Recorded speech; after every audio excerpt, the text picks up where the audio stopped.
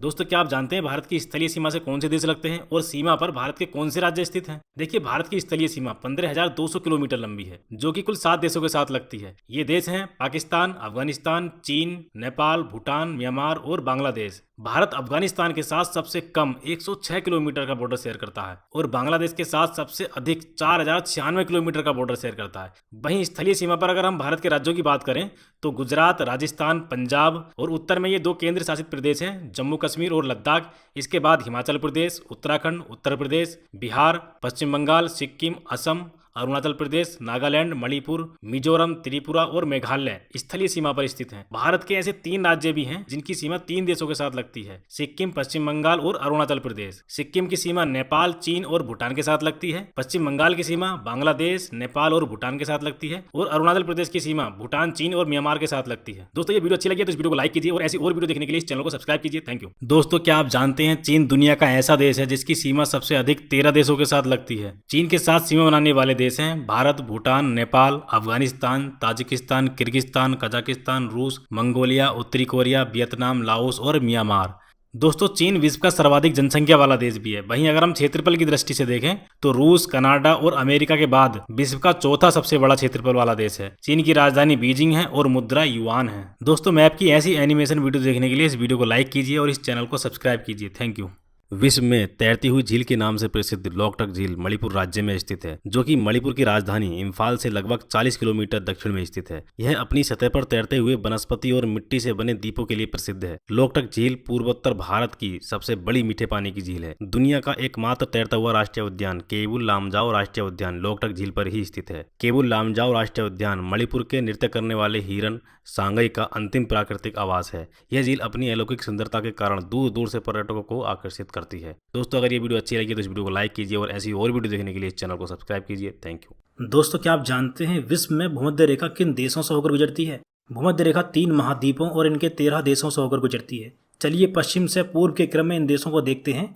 Ecuador, Colombia, Brazil, Sao Tome and Principe, Gabon, Republic of the Congo, Democratic Republic of the Congo, Uganda, Kenya, Somalia, Maldives, Indonesia और Kiribati. इस प्रकार भूमध्य रेखा 13 देशों और इनके 3 महाद्वीपों साउथ अमेरिका, अफ्रीका और एशिया से होकर गुजरती है। अफ्रीका महाद्वीप में स्थित विक्टोरिया झील से भी भूमध्य रेखा होकर गुजरती है। और दोस्तों, क्या आप जानते हैं विक्टोरिया झील अफ्रीका महाद्वीप की सबसे बड़ी और पूरे विश्व की तीसरी सबसे बड़ी झील है। इसके अलावा अफ्रीका महाद्वीप में कांगो नदी ऐसी नदी है जो भूमध्य रेखा को 2 बार काटती है। दोस्तों, वीडियो अच्छी लगी तो वीडियो को लाइक करके चैनल को सब्सक्राइब करना ना भूलें। Thank you so much. दोस्तों, आज हम बात करेंगे अफ्रीका महाद्वीप में जाम्बेजी नदी और इसके दोनों ओर लोकेटेड जाम्बिया और जिम्बाब्वे देशों के बारे में। देखिए, जाम्बेजी नदी जाम्बिया और जिम्बाब्वे देशों के बीच सीमा बनाते हुए मोजाम्बिक देश में प्रवेश करने के बाद मोजाम्बिक चैनल में अपना मुहाना बनाती है। दोनों देशों की सीमा पर इसी नदी पर विक्टोरिया जलप्रपात स्थित है। आगे चलकर दोनों देशों की सीमा पर ही इसी नदी पर करीबा डैम स्थित है। यह डैम करीबा झील को भी क्रिएट करता है। और दोस्तों, जाम्बिया के उत्तर में टंगानिका झील है। यह बैकाल झील के बाद विश्व की दूसरी सबसे गहरी झील है। इसके अलावा यह विश्व की सबसे लंबी ताजे पानी की झील भी है। जाम्बिया देश की राजधानी लुसाका है और जिम्बाब्वे देश की राजधानी हरारे है। दोस्तों, ये वीडियो आपको अच्छी लगी हो तो वीडियो को लाइक करके चैनल को सब्सक्राइब करना ना भूलें।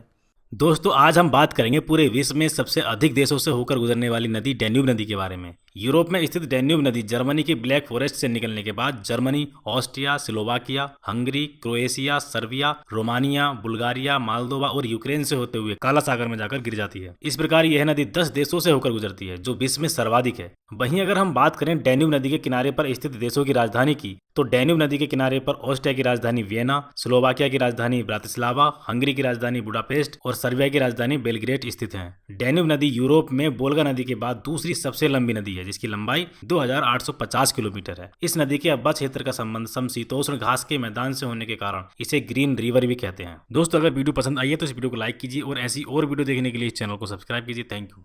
दोस्तों, आज हम बात करेंगे महानदी के बारे में। महानदी छत्तीसगढ़ के धमतरी जिले में सिहावा पहाड़ी से निकलती है। प्रायद्वीपीय भारत में गोदावरी और कृष्णा नदी के बाद यह तीसरी सबसे बड़ी नदी है। उड़ीसा में प्रवेश करने के बाद इस नदी पर ही स्थित है हीराकुंड बांध, जो कि विश्व का सबसे लंबा बांध है। इसकी लंबाई 25.8 किलोमीटर है। महानदी की बाईं ओर से मिलने वाली प्रमुख सहायक नदियां हैं शिवनाथ, हसदेव, मांड और ईब, जबकि जोंक, ओंग और तेल इसकी दाहिनी सहायक नदियां हैं। इस नदी के तट पर कटक नगर भी बसा हुआ है, जिसके दक्षिण में उड़ीसा की राजधानी भुवनेश्वर स्थित है। वहीं अगर हम बात करें भुवनेश्वर के पास समुद्र के तट पर पुरी और कोणार्क स्थित हैं। दोस्तों आपको पता भी होगा कि पुरी का श्री जगन्नाथ मंदिर और कोणार्क का सूर्य मंदिर प्रसिद्ध है। महानदी के मुहाने के पास ही ओडिशा के केंद्रपाड़ा जिले में भीतरकनिका राष्ट्रीय उद्यान भी स्थित है। दोस्तों अगर वीडियो आपको अच्छी लगी हो तो वीडियो को लाइक करके। दोस्तों आज हम बात करेंगे यांगजी नदी के बारे में। एशिया की सबसे लंबी नदी चीन में स्थित यांगजी नदी है, जो कि पूरे विश्व में तीसरी सबसे लंबी नदी है। यह नदी पूरी तरह से एक देश में बहने वाली सबसे लंबी नदी है, जो कि लगभग 6300 किलोमीटर लंबी है और ये तिब्बत के पठार में स्थित दांगला माउंटेन से निकलती है। और हान नदी इसकी सबसे बड़ी सहायक नदी है, जो कि वुहान में आकर इससे मिलती है। और इसके बाद यांगजी नदी ईस्ट चाइना सी में जाकर डेल्टा बनाते हुए गिर जाती है। इस नदी के मुहाने पर स्थित संगाई चीन में वस्त्र बनाने का सबसे बड़ा केंद्र है, इसलिए इसे चीन का मैनचेस्टर भी कहा जाता है। चीन का सबसे बड़ा बंदरगाह होने के साथ जलयान उद्योग का भी यह महत्वपूर्ण केंद्र है। दोस्तों ये वीडियो पसंद आई है तो इस वीडियो को लाइक कीजिए। ऐसी और वीडियो देखने के लिए इस चैनल को सब्सक्राइब कीजिए। दोस्तों आज हम बात करेंगे पूरे विश्व की सबसे लंबी नदी नील नदी के बारे में, जिसकी लंबाई 6650 किलोमीटर है। ये नदी अफ्रीका महाद्वीप में तंजानिया और युगांडा के बॉर्डर पर लोकेटेड लेक विक्टोरिया से निकलती है। इसके बाद ये लेक एल्बर्ट में जाकर गिरती है, जो कि युगांडा और डेमोक्रेटिक रिपब्लिक ऑफ कोंगो के बॉर्डर पर है।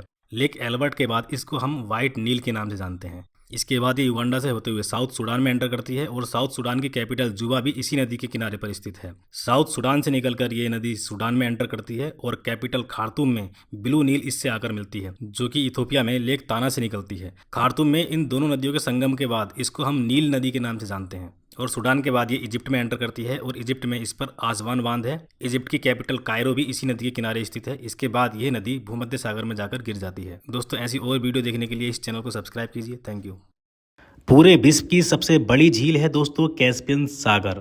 क्षेत्रफल के हिसाब से और खारे पानी के हिसाब से सबसे बड़ी झील कैस्पियन सागर है। और इस वीडियो में हम देखेंगे इसके पड़ोसी देश जो इसके साथ बॉर्डर शेयर करते हैं। तो उनको याद करने की ट्रिक है दोस्तों, क्रेट KRAIT। के से है कजाकिस्तान, आर से है रसिया मतलब रूस, ए से है अजरबैजान और आई से है ईरान और टी से है तुर्कमेनिस्तान। कैस्पियन सागर का कुल क्षेत्रफल 3,71,000 वर्ग किलोमीटर है और इसकी अधिकतम गहराई 1025 मीटर है। कैस्पियन सागर में लगभग 80% पानी वोल्गा नदी से आता है। मिलते हैं फिर अगली शॉर्ट वीडियो। इस वीडियो में हम भारत के तटीय रेखाओं के नामों को याद करेंगे। तो भारत के कुल 9 तटीय राज्य हैं, जिसमें सबसे लंबी तटीय रेखा गुजरात की है और सबसे छोटी गोवा की है। तो हम शुरू करते हैं गुजरात से। दोस्तों गुजरात के तट को हम कहते हैं कच्छ तट या काठियावाड़ा तट के नाम से भी जानते हैं। तो आपको याद रखना है काठियावाड़ा तट या कच्छ तट। इससे नीचे महाराष्ट्र और गोवा के तट को हम कहते हैं कोंकण तट। इससे नीचे कर्नाटक के तट को हम कहते हैं कन्नड़ तट और इससे नीचे केरल के तट को मालाबार तट के नाम से जाना जाता है। इसके बाद नीचे कन्याकुमारी से लेकर आंध्र प्रदेश में कृष्णा नदी जहां डेल्टा बनाती है, यहाँ से यहाँ तक के तट को हम कोरोमंडल तट के नाम से जानते हैं। कृष्णा नदी के डेल्टा से ऊपर पश्चिम बंगाल तक के तट को हम उत्तरी सरकार तट के नाम से जानते हैं। और केवल दोस्तों पश्चिम बंगाल के तट को हम बंग तट के नाम से भी जानते हैं। ऐसी और वीडियो देखने के लिए आप इस चैनल को सब्सक्राइब कीजिए। Thank you. इस वीडियो में हम जानेंगे जापान के प्रमुख द्वीपों के बारे में। यहाँ से दोस्तों एग्जाम में द्वीपों का क्रम पूछ लेते हैं। उत्तर से दक्षिण या दक्षिण से उत्तर की ओर इसका क्रम लगाने के लिए आ जाता है। तो हम उत्तर से दक्षिण की ओर देखेंगे तो सबसे पहला जो द्वीप है सबसे ऊपर वो है होकाइडो। इसके बाद इससे दक्षिण में जो द्वीप है वो है होन्शु। जापान की राजधानी टोक्यो भी इसी द्वीप पर है। इसके बाद इससे नीचे है शिकोक्यू और इससे नीचे सबसे दक्षिण में द्वीप है क्यूशु। तो ये 4 प्रमुख द्वीप हैं जापान के, होकाइडो, होन्शु, शिकोक्यू और क्यूशु, जिसमें होन्शु सबसे बड़ा द्वीप है और शिकोक्यू सबसे छोटा। आपने दोस्तों एक घटना सुनी होगी, हिरोशिमा और नागासाकी पर परमाणु हमला हुआ था। तो देखिए जापान में होन्शु द्वीप पर हिरोशिमा यहाँ पर है और इससे नीचे क्यूशु द्वीप पर है नागासाकी। दोस्तों जापान को सूर्योदय का देश भी कहा जाता है। चलिए दोस्तों मिलते हैं नेक्स्ट वीडियो में। ऐसी और वीडियो देखने के लिए आप इस चैनल को सब्सक्राइब कीजिए। Thank you. वह देश जो कहीं से भी महासागरीय हिस्से से सीमा साझा नहीं करते हैं, उनको हम लैंडलॉक कंट्री कहते हैं। उदाहरण के तौर पर हम नेपाल को देख सकते हैं, अफगानिस्तान को देख सकते हैं। लेकिन क्या आपको डबल लैंडलॉक कंट्री के बारे में पता है? जो देश चारों ओर से खुद लैंडलॉक कंट्री से घिरे होते हैं, उनको हम डबल लैंडलॉक कंट्री कहते हैं। विश्व में सिर्फ 2 ही ऐसे देश हैं, उज्बेकिस्तान और लिechtenstein। बात करें उज्बेकिस्तान की तो ये कजाकिस्तान, किर्गिस्तान, ताजिकिस्तान, अफगानिस्तान और तुर्कमेनिस्तान देशों से घिरा हुआ है। यहाँ आप सोच रहे होंगे कि कजाकिस्तान तो कैस्पियन सागर को टच करता है, लेकिन दोस्तों कैस्पियन सागर एक झील है, ना कि महासागर। वहीं बात करें मध्य यूरोप का देश लिechtenstein, तो ये ऑस्ट्रिया और पश्चिम में स्विट्जरलैंड से घिरा हुआ है। दोस्तों वीडियो पसंद आई है तो इस वीडियो को लाइक कीजिए और ऐसी और वीडियो देखने के लिए इस चैनल को सब्सक्राइब कीजिए। दोस्तों क्या आप जानते हैं भारत के 4 धाम कौन कौन से हैं और कहाँ पर स्थित हैं? चलिए दोस्तों भारत के नक्शे में इन चारों धामों को देखते हैं। सबसे पहला है उत्तराखंड राज्य में अलकनंदा नदी के किनारे पर स्थित बद्रीनाथ धाम, जो कि छोटे 4 धामों बद्रीनाथ, केदारनाथ, गंगोत्री और यमुनोत्री का भी हिस्सा है। विष्णु भगवान का यह मंदिर अधिक ठंडे मौसम की वजह से एक वर्ष में सिर्फ 6 महीने खुला रहता है। और दोस्तों दूसरा धाम है गुजरात राज्य में स्थित द्वारका धाम, जिसे द्वारकाधीश भगवान श्री कृष्ण की नगरी भी कहा जाता है। और दोस्तों तीसरा धाम है उड़ीसा राज्य की पुरी में स्थित श्री जगन्नाथ मंदिर, जो कि भगवान श्री जगन्नाथ को समर्पित है, जिन्हें भगवान विष्णु का अवतार भी माना जाता है। और चौथा और आखिरी धाम है तमिलनाडु के रामेश्वरम में स्थित रामनाथ स्वामी मंदिर। दोस्तों 4 धाम यात्रा को 4 धाम की संज्ञा श्री आदि शंकराचार्य ने दी थी और उन्होंने ही इन 4 धामों को देश के चारों कोनों में स्थापित किया था। दोस्तों इस वीडियो में हम जानेंगे जापान देश के बारे में। जापान को सूर्योदय का देश, भूकंपों का देश और पूर्व का ग्रेट ब्रिटेन भी कहा जाता है। और दोस्तों यह अनेकों द्वीपों से मिलकर बना है, लेकिन होकाइडो, होन्शु, शिकोक्यू और क्यूशु इसके 4 प्रमुख द्वीप हैं, जिन पर जापान की अधिकांश जनसंख्या निवास करती है। दोस्तों इन द्वीपों का ये उत्तर से दक्षिण का क्रम है। इन द्वीपों के क्रम को लेकर भी एग्जाम में क्वेश्चन पूछ लेते हैं। दोस्तों इन द्वीपों में होन्शु द्वीप सबसे बड़ा और सबसे अधिक आबादी वाला द्वीप है, जिस पर जापान की राजधानी टोक्यो स्थित है। इसी द्वीप पर सुसुप्त ज्वालामुखी मतलब डोरमेंट वोल्केनो फ्यूजियामा भी स्थित है। और दोस्तों ओसाका को जापान का मैनचेस्टर और नगोया को जापान का डेट्रॉइट कहा जाता है। और क्योटो जापान की पुरानी राजधानी होने के साथ साथ हस्तकला उद्योग के लिए भी प्रसिद्ध है। दोस्तों आपने नागासाकी और हिरोशिमा का नाम भी जरूर सुना होगा। तो क्यूशु द्वीप पर नागासाकी और होन्शु द्वीप पर हिरोशिमा स्थित है, जिन्होंने द्वितीय विश्व युद्ध में परमाणु बम का विध्वंस भी झेला था। दोस्तों आज हम बात करेंगे चीन का शोक कहे जाने वाली हुआंगहो नदी के बारे में, जिसको पीली नदी या येलो रिवर भी कहा जाता है। यह नदी चीन में यांगसी नदी के बाद दूसरी सबसे लंबी नदी है, जिसकी लंबाई लगभग 5464 किलोमीटर है। चीन में कुनलुन पर्वत से निकलकर जब यह नदी गोबी मरुस्थल से होकर बहती है तो यहाँ से लोयस को अपने साथ बहाकर ले जाती है, जिस कारण इस नदी का जल पीला नजर आता है। इसलिए इसे पीली नदी या येलो रिवर भी कहा जाता है। नदी के मार्ग में लोयस की अधिकता से तल ऊपर उठ जाने के कारण मार्ग में बाधा आती है, जिस कारण नदी में भयंकर बाढ़ आती है। और अक्सर बाढ़ के बाद यह नदी लगातार अपना रास्ता बदलती रहती है। अपने कटाव और बाढ़ के लिए प्रसिद्ध यह नदी चीन का शोक कहलाती है। और दोस्तों अधिक मात्रा में अवसादों को बहा ले जाने के कारण इसे कीचड़ युक्त नदी या मडिएस्ट रिवर भी कहा जाता है। अंत में यह नदी येलो सागर की पोहाई की खाड़ी में गिर जाती है। दोस्तों आज हम बात करेंगे स्वेज नहर के बारे में। 2 महाद्वीपों एशिया और अफ्रीका के संगम पर स्थित मिस्र देश के सिनाई प्रायद्वीप पर स्वेज नहर का निर्माण किया गया, जो अफ्रीका को एशिया से अलग करती है और भूमध्य सागर को लाल सागर से जोड़ती है।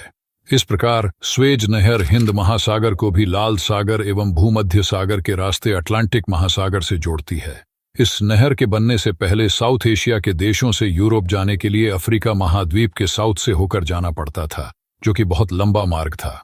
1869 में इस नहर के बन जाने से मुंबई से लंदन तक के मार्ग में लगभग 7000 किलोमीटर की दूरी कम हो गई। इस नहर की लंबाई 193 किलोमीटर है। स्वेज नहर के उत्तर में भूमध्य सागर के तट पर पोर्ट सईद स्थित है और दक्षिण में स्वेज की खाड़ी के तट पर पोर्ट स्वेज स्थित है। और स्वेज नहर के मार्ग में little bitter lake, great bitter lake और लेक टिम्सा स्थित हैं। दोस्तों इस वीडियो में हम बात करेंगे दक्षिण पूर्व एशिया की सबसे लंबी नदी मेकोंग नदी के बारे में। दोस्तों मेकोंग नदी चीन में तिब्बत के पठार से निकलकर चीन के यूनान प्रांत से प्रवाहित होने के बाद म्यांमार, लाओस और थाईलैंड की प्राकृतिक सीमा बनाती है। फिर यह लाओस में प्रवेश कर जाती है। दोस्तों जब यह नदी फिर से थाईलैंड और लाओस का बॉर्डर क्रिएट करती है तो इसी नदी के किनारे पर लाओस की राजधानी वियंतियाने स्थित है। उसके बाद कंबोडिया देश से कुछ पहले पूरी तरह से लाओस में प्रवेश कर जाती है। यहाँ से दक्षिण की ओर प्रवाहित होते हुए कंबोडिया देश में प्रवेश करती है। यहाँ कंबोडिया की राजधानी नोम पेन भी इसी नदी के किनारे स्थित है। और इसके बाद यह नदी वियतनाम से प्रवाहित होती हुई दक्षिणी चीन सागर में मिल जाती है। वियतनाम में मेकोंग नदी के मुहाने के पास हो ची मिन्ह सिटी स्थित है, जो कि वियतनाम का सबसे बड़ा शहर है। और दोस्तों मेकोंग नदी की लंबाई 4350 किलोमीटर है। यहाँ पर दोस्तों आपको यह भी ध्यान रखना है कि दक्षिण पूर्व एशिया में लाओस एक लैंडलॉक कंट्री है, मतलब इस देश की सीमा कहीं से भी समुद्र को टच नहीं करती है। चारों ओर से स्थल से घिरा एक देश है। दोस्तों इस वीडियो में हम बात करेंगे अफ्रीका महाद्वीप में हॉर्न ऑफ अफ्रीका या अफ्रीका का सींग कहे जाने वाले क्षेत्र के बारे में। अफ्रीका महाद्वीप के पूर्व में स्थित 4 देश जिबूती, इरिट्रिया, इथियोपिया और सोमालिया मिलकर हॉर्न ऑफ अफ्रीका बनाते हैं। इन चारों देशों के सींग के आकार की भौगोलिक विशेषता होने के कारण इस क्षेत्र को हॉर्न ऑफ अफ्रीका कहा जाता है। यह क्षेत्र लाल सागर, अदन की खाड़ी और हिंद महासागर से घिरा हुआ है। यहाँ पर लाल सागर को अदन की खाड़ी से बाब अल मंदेब जल संधि जोड़ती है दोस्तों अफ्रीका महाद्वीप में नाइजीरिया के बाद इथियोपिया दूसरा सबसे अधिक आबादी वाला देश है। और दोस्तों पूरे विश्व में इथियोपिया सबसे अधिक आबादी वाला लैंडलॉक या भूमि से घिरा हुआ देश है। इथियोपिया देश की राजधानी अदीस अबाबा है और सोमालिया देश की राजधानी मोगादिशु है। दोस्तों इस वीडियो में हम बात करेंगे कांगो नदी के बारे में। अफ्रीका महाद्वीप में स्थित कांगो नदी, जो जायरे नदी भी कहलाती है, यह नदी नील नदी के बाद अफ्रीका की दूसरी सबसे लंबी नदी है। इसकी लंबाई लगभग 4700 किलोमीटर है। दोस्तों कांगो नदी विश्व की सभी नदियों में दक्षिण अमेरिका की अमेजन नदी के बाद दूसरी सबसे अधिक जल प्रवाह वाली नदी है। और दोस्तों यह नदी अपने मार्ग में भूमध्य रेखा को 2 बार काटती है और इसके बाद यह नदी DRC मतलब Democratic Republic of the Congo और रिपब्लिक ऑफ कोंगो, इन दोनों देशों की सीमा बनाते हुए फिर से DRC में प्रवेश करने के बाद अटलांटिक महासागर में अपना मुहाना बनाती है। और दोस्तों इसके तट पर DRC की राजधानी किंशासा और रिपब्लिक ऑफ कोंगो की राजधानी ब्राजीविले है। और दोस्तों कोंगो नदी के बेसिन में विषुवतीय क्षेत्र में विश्व की सबसे छोटे कद वाली जनजाति पिग्मी जनजाति रहती है। यह जनजाति पेड़ों पर घर बनाकर रहती है। इनके इन घरों को मोंगुलस कहा जाता है। और दोस्तों यह अफ्रीका की सबसे बड़ी नौकागम्य नदी भी है। दोस्तों क्या आप जानते हैं क्षेत्रफल की दृष्टि से भारत का सबसे बड़ा और भारत का सबसे छोटा जिला कौन सा है? भारत का सबसे बड़ा जिला गुजरात राज्य का कच्छ जिला है। यह जिला 45,674 वर्ग किलोमीटर में फैला हुआ है, जो कि पूरे गुजरात राज्य का 23.27% हिस्सा है। यदि भारत के दूसरे सबसे बड़े जिले की बात करें तो केंद्र शासित प्रदेश लद्दाख का लेह जिला भारत का दूसरा सबसे बड़ा जिला है।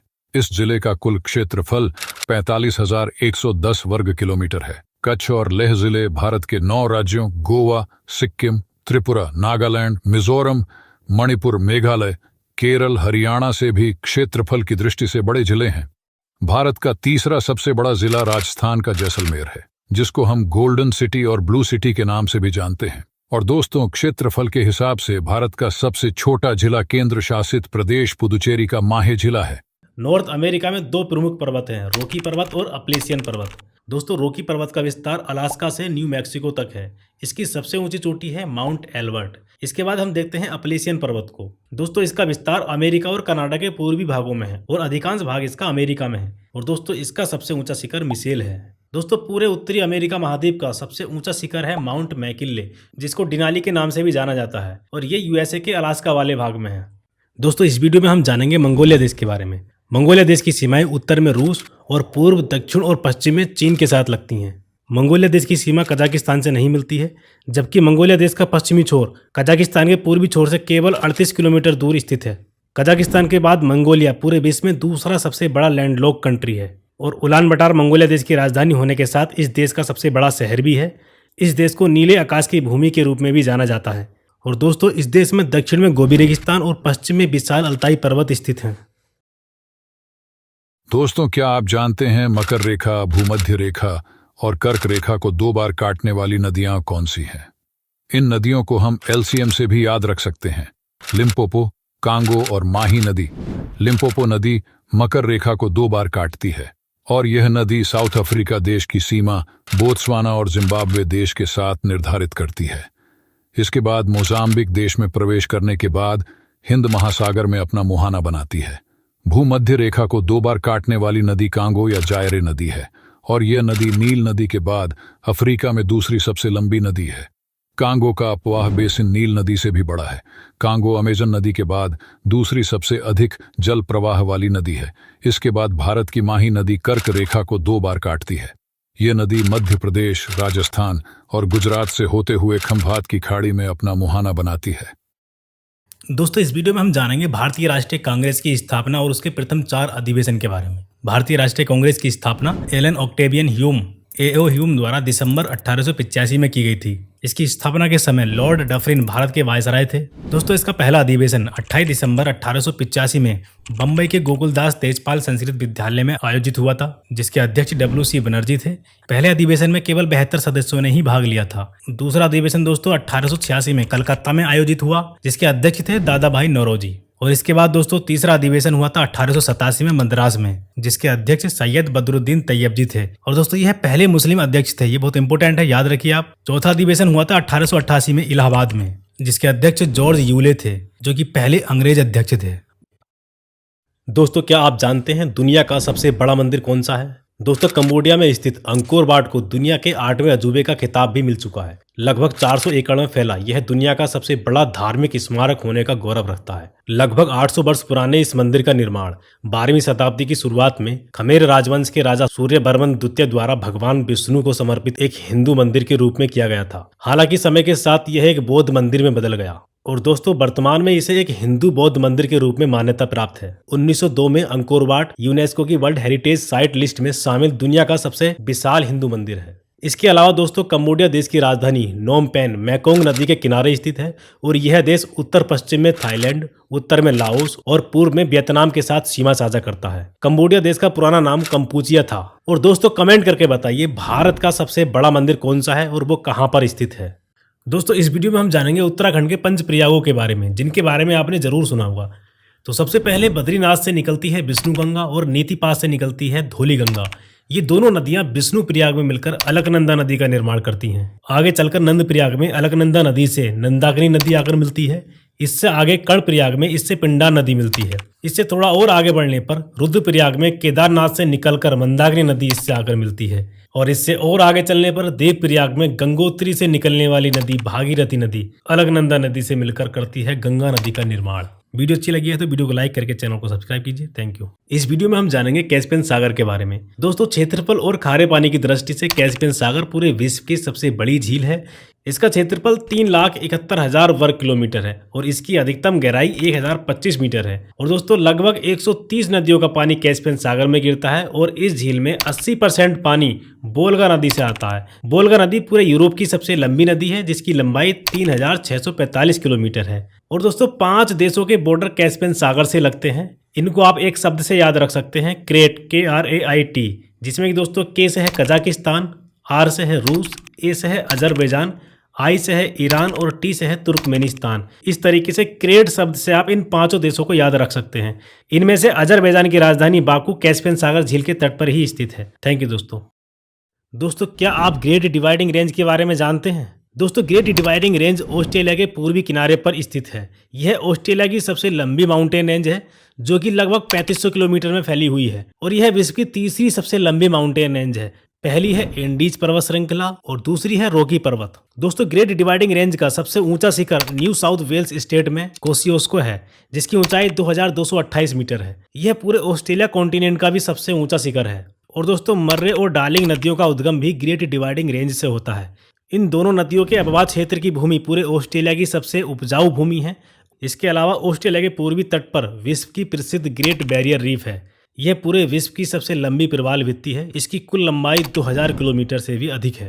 दोस्तों ऑस्ट्रेलिया की राजधानी कैनबरा भी ग्रेट डिवाइडिंग रेंज पर स्थित है। इसके अलावा सिडनी शहर ऑस्ट्रेलिया का सबसे बड़ा शहर है, जो कि ऑस्ट्रेलिया के पूर्वी किनारे पर स्थित है। इस वीडियो में हम जानेंगे एंडीज पर्वत श्रृंखला के बारे में। दोस्तों साउथ अमेरिका कॉन्टिनेंट के पश्चिम में लोकेटेड एंडीज पर्वत श्रृंखला पूरे विश्व की सबसे लंबी माउंटेन रेंज है, जिसकी लंबाई लगभग 7000 किलोमीटर है। इसका निर्माण दोस्तों प्रशांत महासागरीय प्लेट और दक्षिण अमेरिकी प्लेट की टक्कर से हुआ है और इसका विस्तार 7 देशों में है। ये देश हैं Venezuela, Colombia, Ecuador, Peru, Bolivia, Chile और अर्जेंटीना। दोस्तों एंडीज पर्वत श्रृंखला की सबसे ऊंची चोटी एकोंकागुआ है, जिसकी ऊंचाई 6961 मीटर है और यह एक मृत ज्वालामुखी पर्वत है, जो कि अर्जेंटीना में है। पेरू और बोलिविया के बॉर्डर पर टिटिकाका झील है। इसके अलावा दोस्तों अमेजन नदी का नाम भी आपने जरूर सुना होगा। अमेजन नदी का उद्गम भी एंडीज पर्वत श्रृंखला से होता है। अमेजन नदी अपवाद क्षेत्र और जल आयतन की दृष्टि से पूरे विश्व की सबसे बड़ी नदी है। लंबाई की दृष्टि से यह नील नदी के बाद विश्व की दूसरी सबसे लंबी नदी है। इसकी लंबाई 6575 किलोमीटर है। दोस्तों इस वीडियो में हम जानेंगे कावेरी नदी के बारे में। दोस्तों कावेरी नदी दक्षिण भारत की चौथी सबसे लंबी नदी है, जिसकी लंबाई लगभग 805 किलोमीटर है। कावेरी नदी का उद्गम पश्चिमी घाट में कर्नाटक की ब्रह्मगिरी पहाड़ी से होता है और दोस्तों ये कर्नाटक और तमिलनाडु से होते हुए पौंडीचेरी के माध्यम से बंगाल की खाड़ी में अपना मुहाना बनाती है। दोस्तों कावेरी नदी के पानी को लेकर कर्नाटक और तमिलनाडु राज्यों में विवाद भी रहता है। अब हम इसकी सहायक नदियों की बात करते हैं। कावेरी नदी की बाएं ओर से प्रमुख सहायक नदियां हैं हेमावती, सिमसा और अर्कावती और दाएं ओर से मिलने वाली इसकी प्रमुख सहायक नदियां हैं काविनी, भवानी और अमरावती। इस प्रकार इसका अपवाद तंत्र 3 राज्यों में होता है, कर्नाटक, केरल और तमिलनाडु। कर्नाटक में कावेरी नदी पर शिव समुद्रम जलप्रपात भी स्थित है, जो कि आयतन की दृष्टि से पूरे भारत का सबसे बड़ा जलप्रपात है। दोस्तों कावेरी नदी के किनारे बसा हुआ शहर तिरुचिरापल्ली हिंदुओं का प्रसिद्ध तीर्थ स्थल है। दोस्तों आपने आकाश में जलती हुई रोशनी के साथ एक गिरते हुए गोले को जरूर देखा होगा। ये उल्का होते हैं। सामान्य बोलचाल की भाषा में इन्हें हम टूटता हुआ तारा या शूटिंग स्टार भी कह देते हैं। देखिए सौरमंडल में जैसे ग्रह सूर्य के चारों ओर चक्कर लगाते हैं, ऐसे ही मंगल ग्रह और बृहस्पति ग्रह के बीच में एक बेल्ट में हजारों की संख्या में चट्टानीय पिंड सूर्य का चक्कर लगा रहे हैं। इनको ही क्षुद्र ग्रह या एस्टेरॉइड कहा जाता है। इनका व्यास लगभग 1000 किलोमीटर तक होता है। इनमें कुछ पिंड काफी छोटे होते हैं, इनको उल्का पिंड या मेटेरॉइड्स कहा जाता है। और दोस्तों जब ये मेटेरॉइड पृथ्वी के वायुमंडल में प्रवेश करते हैं तब इनकी गति बहुत तेज होती है और वायुमंडल से घर्षण के कारण ये जल जाते हैं और आकाश में चमकती हुई लकीर के जैसे दिखाई देते हैं। इनको मेटियोर्स कहा जाता है। इनको ही टूटता हुआ तारा या शूटिंग स्टार कह देते हैं। और इनमें कुछ पिंड वायुमंडल के घर्षण के कारण पूरी तरह से जल नहीं पाते हैं और चट्टान के रूप में पृथ्वी की सतह पर आकर गिर जाते हैं। इनको मीटियोराइट कहा जाता है। ऐसी एनिमेशन वीडियो देखने के लिए आप हमारे जियो स्टडी चैनल को जरूर विजिट कीजिए। Thank you. दोस्तों इस वीडियो में हम जानेंगे विश्व के 5 सबसे बड़े द्वीपों के बारे में। सबसे पहले नंबर पर आता है ग्रीनलैंड। यह दुनिया का सबसे बड़ा द्वीप है जो आर्कटिक और अटलांटिक महासागर के बीच स्थित है और यह डेनमार्क के अधीन एक स्वायत्त देश है। जियोग्राफिकली अगर देखा जाए तो ग्रीनलैंड नॉर्थ अमेरिका महाद्वीप का एक हिस्सा है, लेकिन यह डेनमार्क के अधीन आता है, इसलिए यह राजनीतिक रूप से यूरोप से जुड़ा हुआ है। दूसरे नंबर पर आता है न्यू गिनी द्वीप। दोस्तों न्यू गिनी द्वीप ऑस्ट्रेलिया के उत्तर में स्थित है। इस द्वीप के पश्चिमी आधे भाग में इंडोनेशिया के प्रांत और पूर्वी आधे भाग में पपुआ न्यू गिनी देश स्थित है। इसके बाद तीसरे नंबर पर आता है बोर्नियो द्वीप। यह दुनिया का तीसरा सबसे बड़ा और एशिया का सबसे बड़ा द्वीप है। यह 3 देशों इंडोनेशिया, मलेशिया और ब्रुनेई में बटा हुआ है। इसके बाद चौथे नंबर पर आता है मेडागास्कर द्वीप। दोस्तों हिंद महासागर में अफ्रीका के पूर्वी तट पर स्थित यह द्वीपीय देश दुनिया का चौथा सबसे बड़ा द्वीप है। इसके बाद दोस्तों 5वें नंबर पर आता है बफिन आइलैंड। यह दुनिया का 5वां सबसे बड़ा और कनाडा का सबसे बड़ा द्वीप है। दोस्तों इस वीडियो में हम बात करेंगे स्वर्णरेखा नदी के बारे में। इसका उद्गम झारखंड में दक्षिणी छोटा नागपुर के पठारी भूभाग में रांची जिले के नगरी गांव से होता है। रांची जिले से प्रवाहित होते हुए यह नदी सिंह भूमि जिले में प्रवेश करती है। यहाँ से यह उड़ीसा और पश्चिम बंगाल से होते हुए बंगाल की खाड़ी में गिर जाती है और इसकी लंबाई लगभग 474 किलोमीटर है। दोस्तों इसके नाम से ही पता चलता है इसके रेत में गोल्ड की मात्रा पाई जाती है, लेकिन गोल्ड की मात्रा कम होने के कारण इसको व्यावसायिक उपयोग में नहीं लिया जाता है। पठारी भाग की चट्टानों वाले प्रदेश से प्रवाहित होने के कारण स्वर्णरेखा नदी तथा इसकी सहायक नदियां गहरी घाटियां तथा जलप्रपातों का निर्माण करती हैं। दोस्तों इसकी प्रमुख सहायक नदियों की अगर हम बात करें तो कांची, करकरी और खरकई इसकी प्रमुख सहायक नदियां हैं और इसके प्रमुख जलप्रपात हैं हुंड्रू प्रपात, गौतम धारा जलप्रपात और दोस्तों सहायक नदी कांची पर दसम जलप्रपात। दोस्तों भारत के प्रधानमंत्री की लक्षद्वीप यात्रा के बाद मालदीव के 3 मंत्रियों ने अपमानजनक टिप्पणियां की हैं, जिसमें दोनों देशों के बीच विवाद बढ़ा है और इस विवाद के चलते मालदीव की परेशानियां भी बढ़ी हैं। तो इस वीडियो में हम मालदीव देश के बारे में जानेंगे। मालदीव में माल का मतलब माला से है और द्वीप का मतलब द्वीप से है, यानी द्वीपों की माला। दोस्तों मालदीव एशिया का सबसे छोटा देश है। इसकी राजधानी और सबसे बड़ा शहर माले है। 1965 में ब्रिटेन से आज़ादी मिलने के बाद शुरू में यहाँ राजशाही रही। नवंबर 1968 में इसे गणतंत्र घोषित कर दिया गया। मालदीव 1192 द्वीपों का एक समूह है, जिसमें 200 द्वीपों पर ही आबादी रहती है। मालदीव का कोई भी द्वीप समुद्र तल से 6 फुट से अधिक ऊंचा नहीं है। इस देश की अर्थव्यवस्था टूरिस्ट पर डिपेंड करती है। इसकी अर्थव्यवस्था में जीडीपी का 28% हिस्सा टूरिस्ट से आता है। मालदीव जाने वालों में सबसे बड़ी संख्या भारतीयों की है। दोस्तों इस वीडियो में हम जानेंगे भारत के किन राज्यों और केंद्र शासित प्रदेशों में कितनी कितनी लोकसभा सीट्स हैं। जैसा कि आप जानते ही हैं लोकसभा चुनाव में जिस दल को बहुमत प्राप्त होता है उसकी सरकार बन जाती है। दोस्तों उत्तर प्रदेश में लोकसभा सीटों की संख्या 80 है, जो कि सभी राज्यों में सबसे अधिक है। उत्तराखंड में 5 है, हिमाचल प्रदेश में 4 है, पंजाब में 13 है, हरियाणा में 10 है, राजस्थान में 25, मध्य प्रदेश में 29, गुजरात में 26, महाराष्ट्र में 48, गोवा में 2, कर्नाटक में 28, केरला में 20, तमिलनाडु में 39, आंध्र प्रदेश में 25, तेलंगाना में 17, उड़ीसा में 21, छत्तीसगढ़ में 11, झारखंड में 14, बिहार में 40, पश्चिम बंगाल में 42, असम में 14, अरुणाचल प्रदेश, मणिपुर, त्रिपुरा और मेघालय में 2-2 सीट्स हैं। सिक्किम, नागालैंड और मिजोरम में 1-1 सीट है। राष्ट्रीय राजधानी क्षेत्र दिल्ली में 7 हैं और यूनियन टेरिटरी जम्मू कश्मीर में 5 हैं। दादरा एवं नगर हवेली और दमन और दीव में 2 सीट्स हैं। अंडमान और निकोबार द्वीप समूह, पुडुचेरी, लक्षद्वीप, चंडीगढ़ और लद्दाख इन केंद्र शासित प्रदेशों में 1-1 सीट है। दोस्तों आज हम बात करेंगे पूरे विश्व के सबसे ऊंचे जलप्रपात एंजल जलप्रपात की।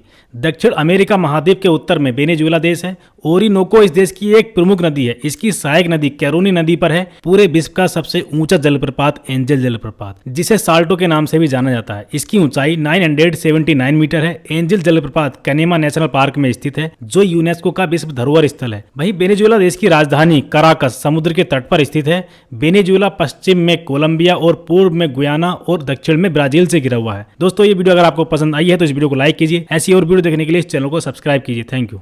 ब्रह्मपुत्र नदी का उद्गम तिब्बत में मानसरोवर झील के पास से चेमायुंगडुंग ग्लेशियर से होता है। मानसरोवर झील के पास से दो नदियों का उद्गम और होता है, सतलुज नदी और सिंधु नदी। तिब्बत में ब्रह्मपुत्र नदी को सांगपो के नाम से जाना जाता है। और दोस्तों यह हिमालय के समांतर पूर्व की ओर बहती है और बृहद हिमालय की सबसे पूर्वी चोटी नामचा बरवा इसके पूर्व से घूमती है और यू टर्न लेते हुए दिहांग गोर्ज का निर्माण करती है और भारत के अरुणाचल प्रदेश में एंटर करती है। अरुणाचल प्रदेश में यह नदी दिहांग या सियांग के नाम से जानी जाती है। इसके बाद असम में इसको ब्रह्मपुत्र नदी के नाम से जाना जाता है।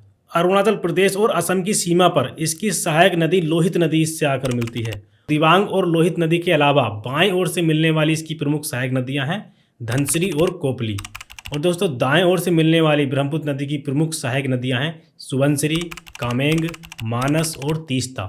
ब्रह्मपुत्र नदी असम के धुबरी से निकलकर बांग्लादेश में एंटर करती है। दोस्तों बांग्लादेश में ब्रह्मपुत्र नदी को जमुना के नाम से जाना जाता है। दोस्तों इस वीडियो में हम जानेंगे कृष्णा नदी के बारे में। कृष्णा नदी का उद्गम महाराष्ट्र में महाबलेश्वर से होता है। यहाँ से निकलने के बाद 4 राज्यों महाराष्ट्र, कर्नाटक, तेलंगाना और आंध्र प्रदेश से प्रवाहित होते हुए बंगाल की खाड़ी में अपना मुहाना बनाती है। मुहाने के पास ही इस नदी के किनारे पर प्रसिद्ध नगर विजयवाड़ा स्थित है। यह नदी गोदावरी नदी के बाद प्रायद्वीपीय भारत की दूसरी सबसे लंबी नदी है, जिसकी लंबाई 1400 किलोमीटर है। कृष्णा नदी की उत्तर से मिलने वाली प्रमुख सहायक नदियां हैं भीमा और मूसी। यहाँ मूसी नदी के किनारे पर तेलंगाना की राजधानी हैदराबाद स्थित है। और दक्षिण दिशा से मिलने वाली प्रमुख सहायक नदियां हैं कोयना, दूधगंगा, मालप्रभा और Tungabhadra.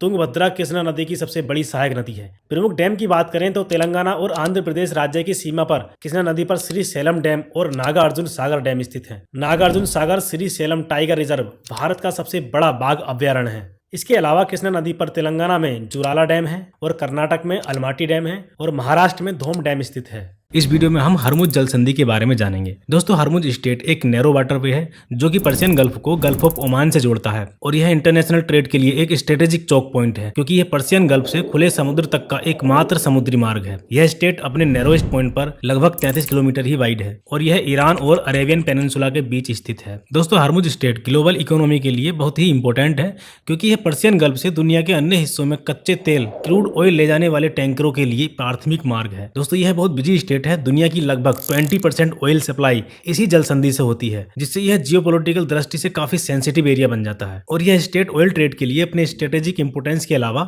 Liquefied natural gas LNG और कंटेनरों के लिए भी एक महत्वपूर्ण शिपिंग रूट है। दोस्तों आप जानते होंगे इस क्षेत्र में ईरान और क्षेत्र के अदर कंट्रीज के बीच तनाव रहता है, जैसे कि इस समय ईरान और इजराइल के बीच चल रहा है। ईरान के साथ अन्य देशों में तनाव के कारण अगर ये बंद हो जाता है तो इसका ग्लोबल ऑयल मार्केट पर मेजर इंपैक्ट देखने को मिलेगा और दोस्तों ऑयल की कीमतें भी बढ़ेंगी। सिंधु नदी का उद्गम तिब्बत में मानसरोवर झील के पास बोखरचू ग्लेशियर से होता है। यहाँ से उत्तर पश्चिम की ओर प्रवाहित होते हुए भारत के केंद्र शासित प्रदेश लद्दाख में प्रवेश करती है और लद्दाख रेंज के दक्षिण में प्रवाहित होते हुए आगे बढ़ती है। आगे चलकर लद्दाख की राजधानी लेह इसी नदी के राइट साइड में बसा हुआ है, जो भारत का सबसे शुष्क स्थान है। यहाँ सिंधु नदी के दक्षिण में जास्कर रेंज है। लद्दाख पर्वत श्रेणी के उत्तर में सियोक नदी सिंधु नदी के समांतर बहते हुए गिलगित बल्तिस्तान में जाकर सिंधु नदी से मिलती है, जहाँ पर लद्दाख रेंज भी समाप्त हो जाती है। फिर यह नदी कराकोरम रेंज के दक्षिण में प्रवाहित होते हुए आगे जाकर पाकिस्तान में प्रवेश करती है। पाकिस्तान में मिठानकोट के पास सिंधु की प्रमुख सहायक नदी चेनाब नदी आकर मिलती है। इसके बाद दक्षिण की ओर प्रवाहित होते हुए सिंधु नदी अरब सागर में अपना मुहाना बनाती है। दोस्तों आज हम बात करेंगे महानदी के बारे में। महानदी छत्तीसगढ़ के धमतरी जिले में सिहावा पहाड़ी से निकलती है। प्रायद्वीपीय भारत में गोदावरी और कृष्णा नदी के बाद यह तीसरी सबसे बड़ी नदी है। उड़ीसा में प्रवेश करने के बाद इस नदी पर ही स्थित है हीराकुंड बांध, जो कि विश्व का सबसे लंबा बांध है। इसकी लंबाई 25.8 किलोमीटर है। महानदी के बाईं ओर से मिलने वाली प्रमुख सहायक नदियां हैं शिवनाथ, हसदेव, मांड और ईब, जबकि जोंक, ओंग और तेल इसकी दाहिनी सहायक नदियां हैं। इस नदी के तट पर कटक नगर भी बसा हुआ है, जिसके दक्षिण में उड़ीसा की राजधानी भुवनेश्वर स्थित है। वहीं अगर हम बात करें भुवनेश्वर के पास समुद्र के तट पर पुरी और कोणार्क स्थित हैं। दोस्तों आपको पता भी होगा कि पुरी का श्री जगन्नाथ मंदिर और कोणार्क का सूर्य मंदिर प्रसिद्ध है। महानदी के मुहाने के पास ही ओडिशा के केंद्रपाड़ा जिले में भीतरकनिका राष्ट्रीय उद्यान भी स्थित है। दोस्तों अगर वीडियो आपको अच्छी लगी हो तो वीडियो को लाइक करके। सतलुज नदी का उद्गम सिंधु नदी के स्रोत से लगभग 80 किलोमीटर दूर मानसरोवर झील के पास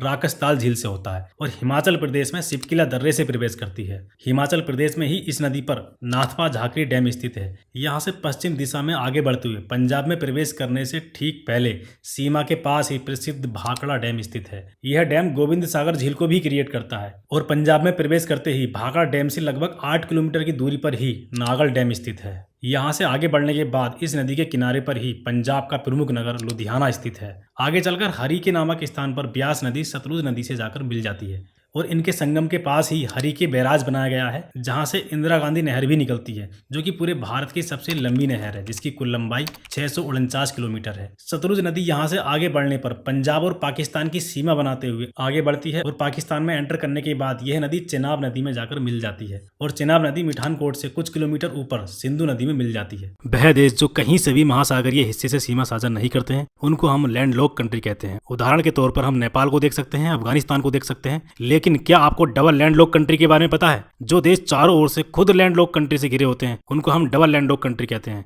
विश्व में सिर्फ 2 ही ऐसे देश हैं, उज्बेकिस्तान और लिechtenstein। बात करें उज्बेकिस्तान की तो ये कजाकिस्तान, किर्गिस्तान, ताजिकिस्तान, अफगानिस्तान और तुर्कमेनिस्तान देशों से घिरा हुआ है। यहाँ आप सोच रहे होंगे कि कजाकिस्तान तो कैस्पियन सागर को टच करता है, लेकिन दोस्तों कैस्पियन सागर एक झील है, ना कि महासागर। वहीं बात करें मध्य यूरोप का देश लिechtenstein, तो ये ऑस्ट्रिया और पश्चिम में स्विट्जरलैंड से घिरा हुआ है। दोस्तों वीडियो पसंद आई है तो इस वीडियो को लाइक कीजिए और ऐसी और वीडियो देखने के लिए इस चैनल को सब्सक्राइब कीजिए। दोस्तों आज हम बात करेंगे बोल्गा नदी के बारे में। बोल्गा नदी यूरोपीय रूस में बल्दाई की पहाड़ियों से निकलती है और एक ही देश रूस में 3645 किलोमीटर लंबा सफर तय करते हुए कैस्पियन सागर में गिर जाती है। यह नदी यूरोप की सबसे लंबी नदी है। बल्दाई पहाड़ी से ही निकलने वाली एक और नदी नीपर है, जो रूस, बेलारूस और यूक्रेन से होते हुए काला सागर में जाकर गिर जाती है। यूरोप में बोल्गा नदी, डैन्यूब नदी और यूराल नदी के बाद यह चौथी सबसे लंबी नदी है। इसकी लंबाई 2200 किलोमीटर है। दोस्तों ये वीडियो अगर आपको पसंद आई है तो इस वीडियो को लाइक कीजिए। ऐसी और वीडियो देखने के लिए इस चैनल को सब्सक्राइब कीजिए। Thank you. दोस्तों इस वीडियो में हम जानेंगे पूरे विश्व की सबसे महत्वपूर्ण जल संधि मलक्का जल संधि के बारे में। यह हिंद महासागर के अंडमान सागर और प्रशांत महासागर के दक्षिणी चीन सागर को जोड़ती है। और दोस्तों यह इंडोनेशिया के सुमात्रा द्वीप और पूर्व में प्रायद्वीपीय मलेशिया और दक्षिणी थाईलैंड के बीच स्थित है, जो कि मध्य पूर्व और पूर्वी एशिया के बीच सबसे छोटा समुद्री मार्ग है। यह मार्ग समय और लागत दोनों को कम करता है। पूरे विश्व के समुद्री ट्रेड का लगभग 60% ट्रेड इसी जल संधि से होता है और यह 2 मुख्य एशियाई उपभोक्ताओं चीन और जापान के लिए तेल आपूर्ति का भी मुख्य स्रोत है। और ये जो जल संधि आप देख रहे हैं सुमात्रा और जावा द्वीप के बीच, यह सुंडा जल संधि। इससे बड़े शिप नहीं गुजर सकते हैं। सुंडा स्ट्रेट के बारे में हम और जानकारी दूसरी वीडियो में देखेंगे। Thank you. दोस्तों आज हम जानेंगे दामोदर नदी के बारे में। दामोदर नदी का उद्गम झारखंड में छोटा नागपुर पठार पर खमरपत पहाड़ी से होता है और यहाँ से पूर्व की ओर प्रवाहित होते हुए झारखंड और पश्चिम बंगाल में 592 किलोमीटर का सफर तय करके हुगली नदी से जाकर मिल जाती है और यह हुगली नदी बंगाल की खाड़ी में अपना मुहाना बनाती है। इसी के मुहाने के पास हल्दिया बंदरगाह भी स्थित है। और दोस्तों दामोदर नदी की प्रमुख सहायक नदियां बोकारो, कोनार और बराकर हैं। दामोदर नदी घाटी परियोजना के अंतर्गत 4 डैम बनाए गए हैं। इसकी सहायक नदी बराकर पर तिलैया डैम और मैथन डैम है और इसकी सहायक नदी कोनार पर कोनार डैम है। और दोस्तों झारखंड और पश्चिम बंगाल की सीमा के पास झारखंड के धनबाद जिले के पंचेत क्षेत्र में दामोदर नदी पर पंचेत बांध बनाया गया है। झारखंड में दामोदर और बोकारो नदियों के संगम पर बोकारो इस्पात संयंत्र स्थित है। वहीं पश्चिम बंगाल में दामोदर नदी के किनारे पर दुर्गापुर इस्पात संयंत्र स्थित है। और दोस्तों आपको पता भी होगा कि दामोदर नदी को बंगाल का शोक कहा जाता था। बाद में दामोदर नदी घाटी परियोजना के तहत बांध का निर्माण कर बाढ़ जैसी समस्याओं को काफी हद तक रोक दिया गया। दोस्तों आज हम बात करेंगे नर्मदा नदी के बारे में। नर्मदा नदी का उद्गम मध्य प्रदेश के अनूपपुर जिले में मैकाल पर्वत के अमरकंटक शिखर से होता है, जो उत्तर में विंध्य रेंज और सतपुड़ा रेंज के बीच एक दरार घाटी से पश्चिम की ओर प्रवाहित होते हुए खंबात की खाड़ी में मिल जाती है। और दोस्तों यह नदी भारत में पश्चिम दिशा में बहने वाली सबसे लंबी नदी होने के साथ मध्य प्रदेश की सबसे लंबी नदी भी है, जिसकी लंबाई 1312 किलोमीटर है। इसे मध्य प्रदेश की जीवन रेखा भी कहा जाता है। और यह नदी अमरकंटक के पास कपिल धारा वाटरफॉल और जबलपुर के पास धुआंधार वाटरफॉल बनाती है। दोस्तों, इस नदी पर प्रमुख डैम की बात करें तो मध्य प्रदेश के खंडवा जिले में ओंकारेश्वर डैम स्थित है और गुजरात में प्रवेश करने के बाद इसी नदी पर सरदार सरोवर डैम स्थित है और इसी डैम के पास नर्मदा नदी पर एक द्वीप है जिस पर भारत के पहले गृह मंत्री वल्लभ भाई पटेल का स्टेचू ऑफ यूनिटी बनाया गया है, जो पूरे विश्व का सबसे ऊंचा स्टेचू है जिसकी ऊंचाई 182 मीटर है। दोस्तों, ये वीडियो अगर आपको पसंद आई है तो इस वीडियो को लाइक कीजिए और ऐसी और वीडियो देखने के लिए इस चैनल को सब्सक्राइब कीजिए। Thank you. दोस्तों, इस वीडियो में हम जानेंगे भारत के दूरस्थ बिंदुओं के बारे में। दूरस्थ बिंदुओं को देखने से पहले हम सबसे पहले भारत के राज्यों को देखते हैं। भारत का सबसे पूर्वी राज्य है अरुणाचल प्रदेश और सबसे पश्चिमी राज्य है गुजरात, सबसे उत्तरी राज्य है हिमाचल प्रदेश और सबसे दक्षिणी राज्य है तमिलनाडु। अगर हम इन राज्यों में केंद्र शासित प्रदेशों को भी शामिल कर लेते हैं तो भारत के सबसे उत्तर में है लद्दाख और सबसे दक्षिण में है अंडमान निकोबार द्वीप समूह। ये तो थे राज्य और केंद्र शासित प्रदेश। अब हम देखेंगे भारत के सबसे दूरस्थ बिंदुओं को। भारत का सबसे पूर्वी बिंदु है किवीथू जो कि अरुणाचल प्रदेश में है और भारत का सबसे पश्चिमी बिंदु है सर क्रीक जो कि गुजरात में है और सबसे उत्तरी बिंदु है सियाचिन ग्लेशियर के पास इंदिरा कोल जो कि लद्दाख में है और सबसे दक्षिणी बिंदु है इंदिरा पॉइंट जो कि ग्रेट निकोबार द्वीप पर है और भारत की मुख्य भूमि पर सबसे दक्षिणी बिंदु है कन्याकुमारी। दोस्तों, इस वीडियो में हम जानेंगे गंगा नदी के बारे में। गंगा नदी भारत की सबसे लंबी नदी है जिसकी लंबाई 2525 किलोमीटर है। उत्तराखंड में भागीरथी और अलकनंदा नदी देवप्रयाग में मिलकर गंगा नदी का निर्माण करती हैं। इसके बाद गंगा नदी हरिद्वार में मैदानी भाग में प्रवेश करती है। उत्तराखंड से निकलने के बाद उत्तर प्रदेश में अपना सबसे लंबा सफर तय करते हुए झारखंड और पश्चिम बंगाल से होते हुए बांग्लादेश में प्रवेश करती है। पश्चिम बंगाल में फरक्का नामक स्थान पर गंगा नदी दो भाग में डिवाइड हो जाती है। पश्चिम बंगाल वाले भाग को हुगली के नाम से जाना जाता है और बांग्लादेश में इसको पद्मा के नाम से जाना जाता है। इसके बाद ये बंगाल की खाड़ी में गिरते हुए पूरे विश्व का सबसे बड़ा डेल्टा सुंदरबन डेल्टा का निर्माण करती है। दोस्तों, अब इसकी सहायक नदियों को देखते हैं। उत्तर से मिलती हैं रामगंगा, गोमती, घाघरा, गंडक और कोसी और दक्षिण से मिलती हैं यमुना नदी, चंबल, सिंध, बेतवा और केन। ये चारों नदियां यमुना नदी में मिलती हैं और सोन नदी डायरेक्ट गंगा नदी में मिलती है। इसके बाद दामोदर नदी हुगली नदी में मिल जाती है। दोस्तों, आज हम बात करेंगे पूरे विश्व के सबसे ऊंचे जलप्रपात एंजल जलप्रपात की।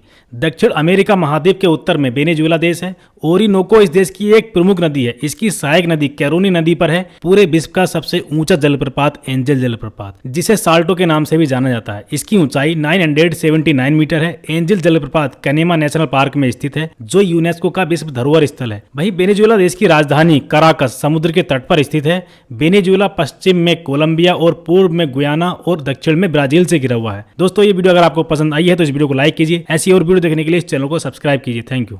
दोस्तों, इस वीडियो में हम जानेंगे गोदावरी नदी के बारे में।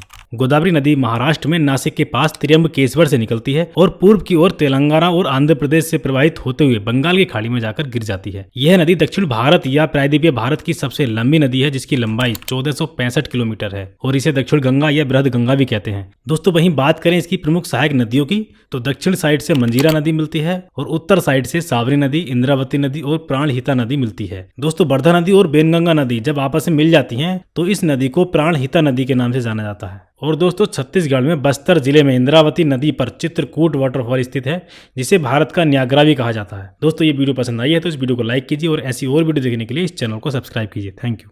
दोस्तों, क्या आप जानते हैं भारत का ऐसा कौन सा राज्य है जो सबसे अधिक राज्यों के साथ अपनी सीमा को साझा करता है? हम बात कर रहे हैं उत्तर प्रदेश राज्य की।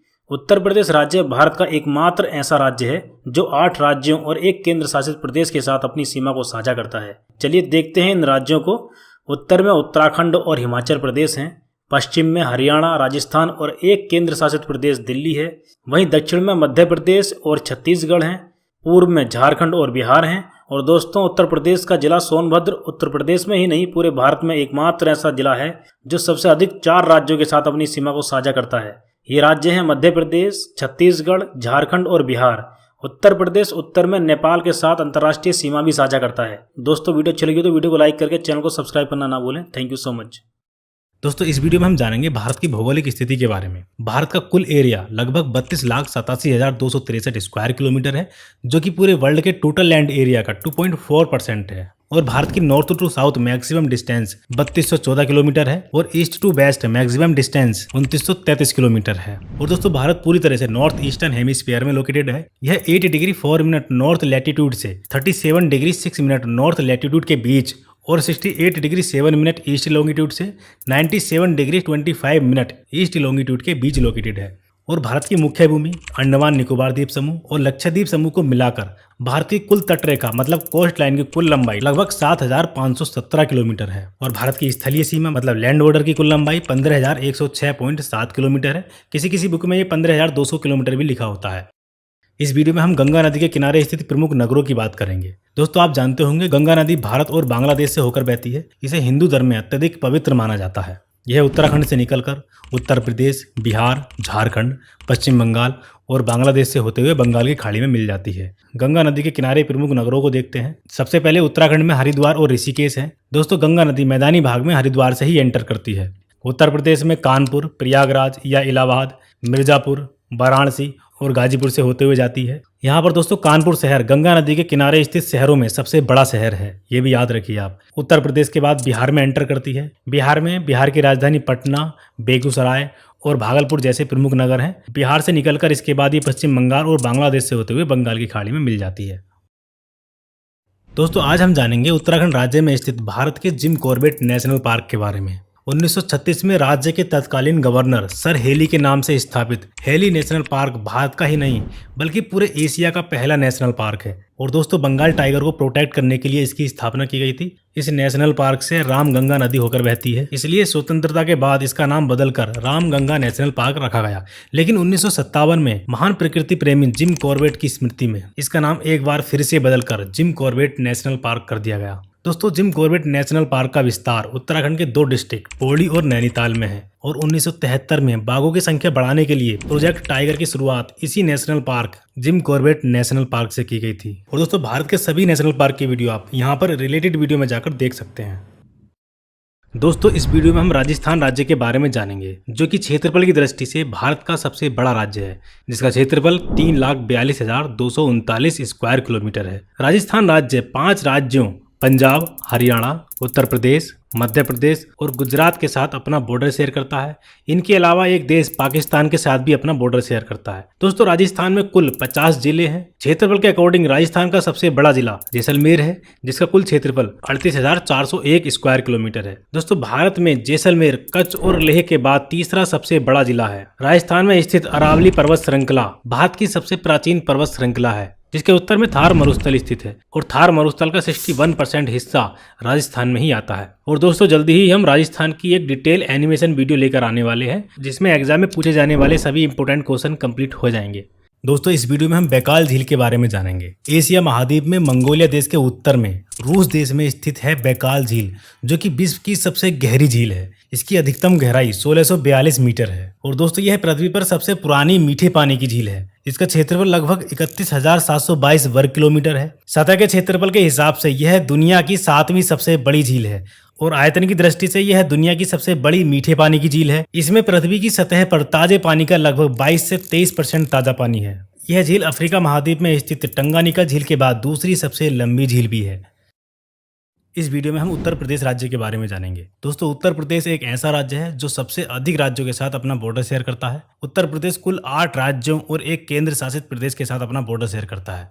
ये राज्य हैं उत्तराखंड, हिमाचल प्रदेश, हरियाणा, राजस्थान, मध्य प्रदेश, छत्तीसगढ़, झारखंड, बिहार और एक केंद्र शासित प्रदेश दिल्ली। उत्तर प्रदेश नेपाल के साथ अपना इंटरनेशनल बॉर्डर भी शेयर करता है। दोस्तों उत्तर प्रदेश में कुल 75 जिले हैं और इनमें से एक जिला सोनभद्र पूरे भारत का एक ऐसा जिला है जो सबसे अधिक 4 राज्यों के साथ अपना बॉर्डर शेयर करता है, मध्य प्रदेश, छत्तीसगढ़, झारखंड और बिहार के साथ। क्षेत्रफल की दृष्टि से उत्तर प्रदेश भारत में चौथे स्थान पर आता है।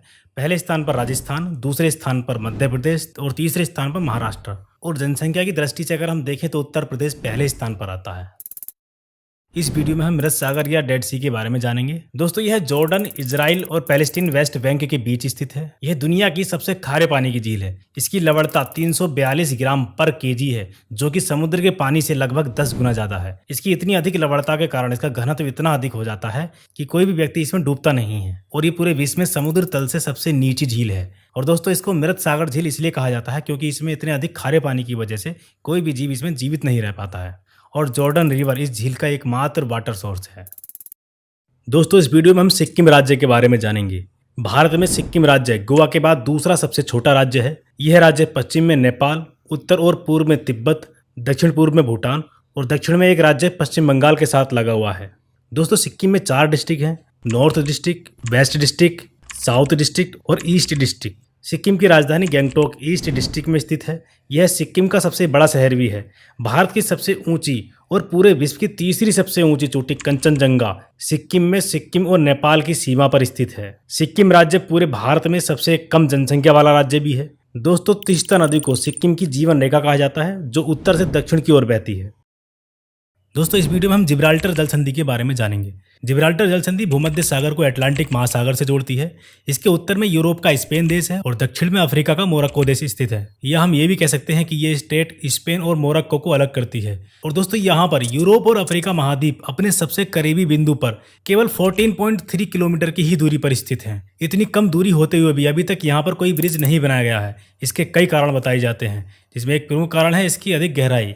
इसकी गहराई लगभग 300 मीटर से 900 मीटर तक है। एक प्रमुख कारण और बताया जाता है, यहाँ पर दो टेक्टोनिक प्लेट्स अफ्रीकन और यूरेशियन प्लेट आपस में मिलती हैं, जिस कारण समुद्र में यहाँ पर नीचे जमीन में उथल पुथल रहती है, जिससे कि यहाँ पर ब्रिज बनाना बहुत मुश्किल हो जाता है। दोस्तों, ये दुनिया की सबसे बिजी जल संधियों में से एक है। लगभग 300 शिप्स यहाँ से रोज क्रॉस होती हैं। यह भूमध्य सागर के किनारे स्थित देशों को अटलांटिक महासागर से कनेक्ट करती है। ऐसी एनिमेशन वीडियो देखने के लिए आप हमारे इस चैनल को सब्सक्राइब जरूर कीजिए। Thank you.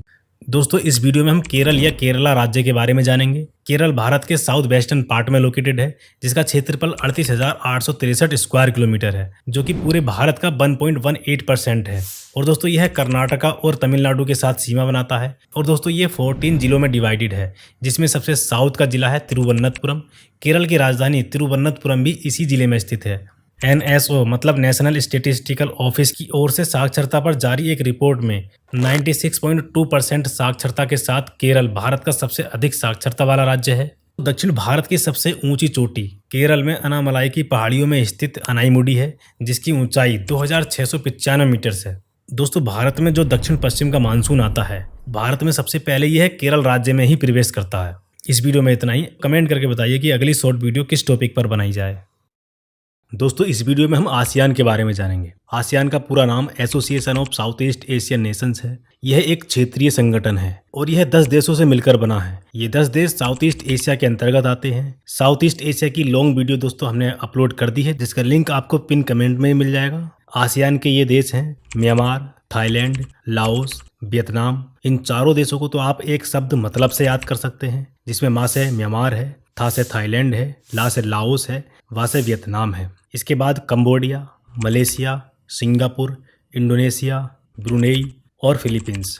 आसियान का आदर्श वाक्य है one vision, one identity, one community. और दोस्तों, इसका हेडक्वार्टर इंडोनेशिया की राजधानी जकार्ता में है।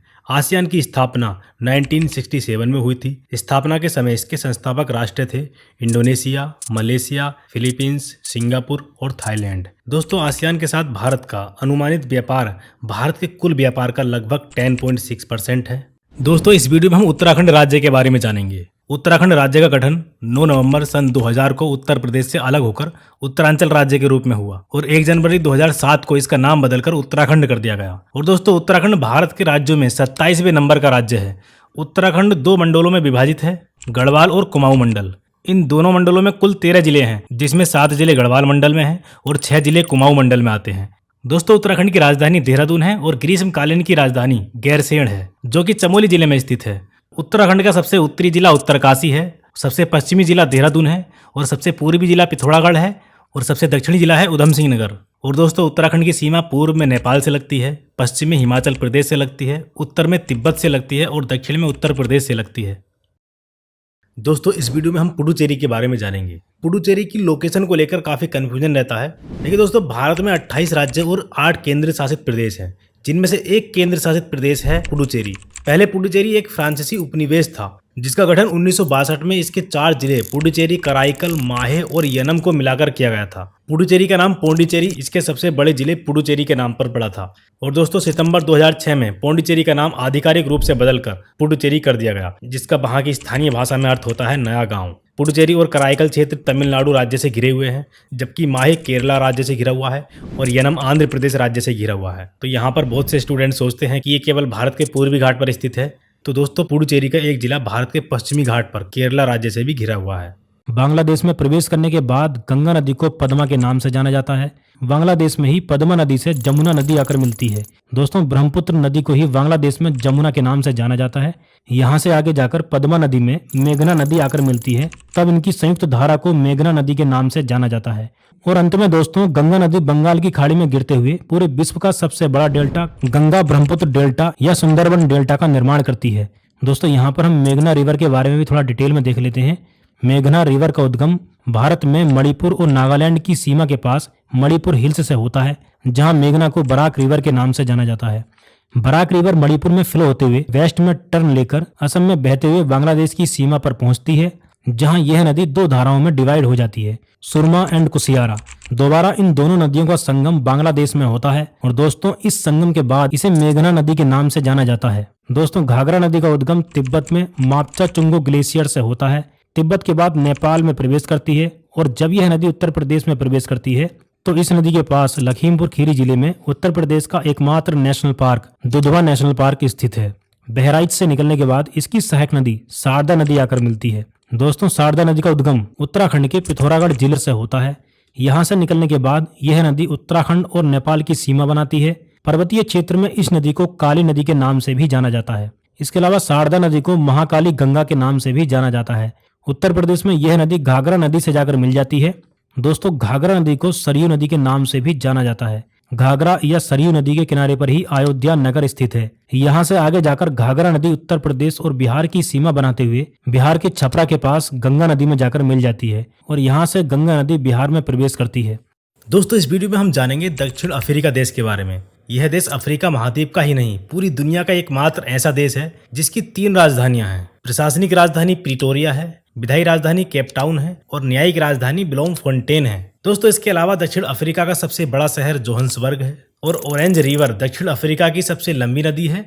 यह लिसोतो देश में ड्रेकन्सबर्ग माउंटेन से आरंभ होती है और पश्चिम दिशा में बहते हुए दक्षिण अफ्रीका और नामीबिया देशों की सीमा बनाते हुए अटलांटिक महासागर में विलय हो जाती है। लिसोतो देश एक ऐसा देश है जो चारों ओर से सिर्फ दक्षिण अफ्रीका से घिरा हुआ है। इसकी राजधानी मसेरू है। और दोस्तों, दक्षिण अफ्रीका देश की सीमा पर यह एक छोटा देश स्वाजीलैंड है, जिसकी राजधानी बवाने है। 2018 में स्वाजीलैंड का नाम बदलकर ईस्वातिनी कर दिया गया था। और दोस्तों, एक नदी लिम्पोपो नदी है जो मकर रेखा को 2 बार काटती है।